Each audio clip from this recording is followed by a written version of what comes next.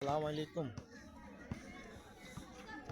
কিছু আওয়ামী লীগের সাল্লা ফাল্লা ছোটোখাটো তৃণমূলের লাইসেন্সা কর্মীরা ফেসবুকে বিভিন্নভাবে ঠেট দিতেছে, বলতেছে অপেক্ষা করো, ধৈর্য ধরো, দিন বদলে দিব, তারপরে জুলুম বিচার হইব একদিন বাংলার মাটিতে, পালানোর পথ খুঁজে পাবো না। আমার প্রশ্ন হইল, গত 17-18 বছর ধরে কথা আমরা তাদেরকে বলছিলাম, কারণ তারা গত 17 বছর ধরে যে জুলুম অবিচার করছে সেটা বাংলাদেশ না, টোটাল পৃথিবীর ইতিহাসে বিরল। এখন তারা হাজার হাজার মানুষের গুম খুন, ফাঁসিতে ঝুলানো, মিথ্যা মামলা দেওয়া সব করছে।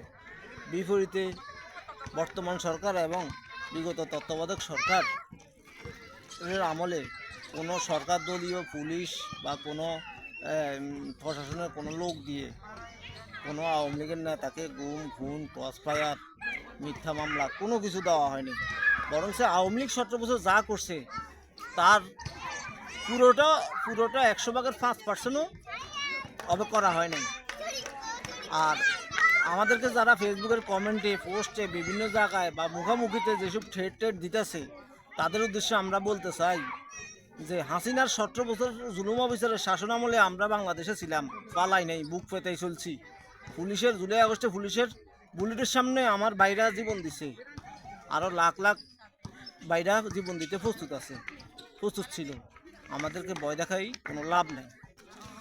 আমরা কোনো আওয়ামী লীগের বিরুদ্ধে কেউ লড়াই করে যদি মারা যায়, সে শহীদি মর্যাদা। আর কোনো আওয়ামী লীগ যদি মারা যায়, মানুষ আলহামদুলিল্লাহ পড়ে। তাইলে মনে করেন হাসিনা ফিরিয়ে এলো, আওয়ামী লীগ আবার প্রতিষ্ঠিত হইল, ধরে নিলাম, এরপরও আমরা ভয় করি না, কারণ আমরা মরতে জানি।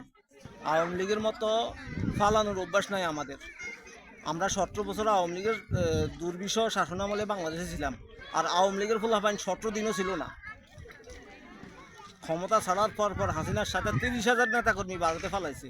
যারা ফালাই যায়, বুলেটের সামনে দাঁড়াতে না পারে, তারা এখন আমাদেরকে ইন্দুরের গর্ত থেকে ঠেট দিতেছে। এইসব ঠেট মেটে এখানে আমরা ভয় করি না। সাহস থাকলে সামনে আসো, খেলাধুলা করো, অসুবিধা নাই। জয় পরাজয়, কে জিতে না জিতে এটা দেখা যাইব। আমরা এগুলা ভয় পাই না। আমরা মরলে শহীদি মর্যাদা পাবো, আর তোমরা মরলে মানুষ আলহামদুলিল্লাহ বলবো। ধন্যবাদ সবাইকে।